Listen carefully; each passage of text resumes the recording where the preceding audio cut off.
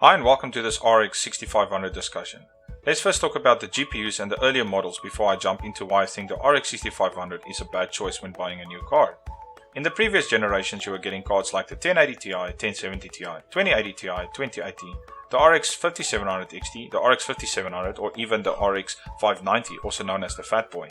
So by now you might be asking yourself, why am I talking about this? The answer is very simple. If you had one of these cards, or still do, and you're looking to buy a new GPU, the RX 6500 or the RTX 3050, it probably isn't for you. I can only say with confidence that if you are looking to buy one of these cards, I honestly hope you are sitting with a GTX 770, GT 1030, 1050, RX 460, RX 550. I can go on, but you get the point. These are really entry-level cards in today's standard, and yes, for the price it's not bad because you're buying a GTX 1070 spec card for around 220 MSRP, or so we would hope. However, remember you're left with only 4GB of VRAM, unlike the 8GB on the 1070 Ti. Luckily the RTX 3050 has at least 8GB of VRAM. Now I've said what I needed to say. Let's discuss the specs of the new RNDA model RX 6500. I'll leave a link in the comment section below on where to find the full specs of this card, but here's the short version for now.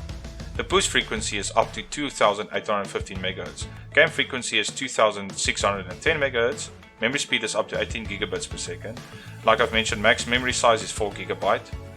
Memory type is GDDR6. The bus width is 64 bits.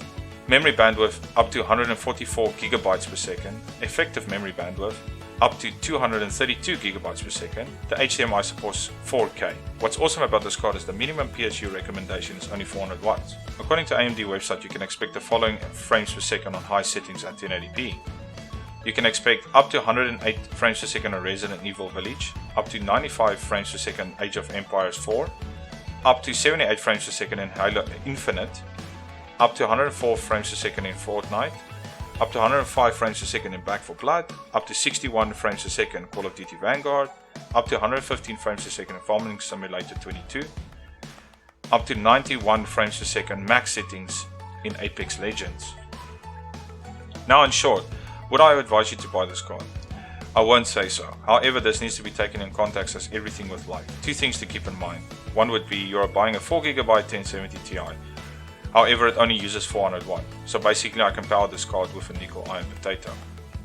So, in short, I hope this has assisted you in your choice before buying your next card. Remember to like and subscribe if you have not done so already. I'd like to thank you for watching and I shall see you soon.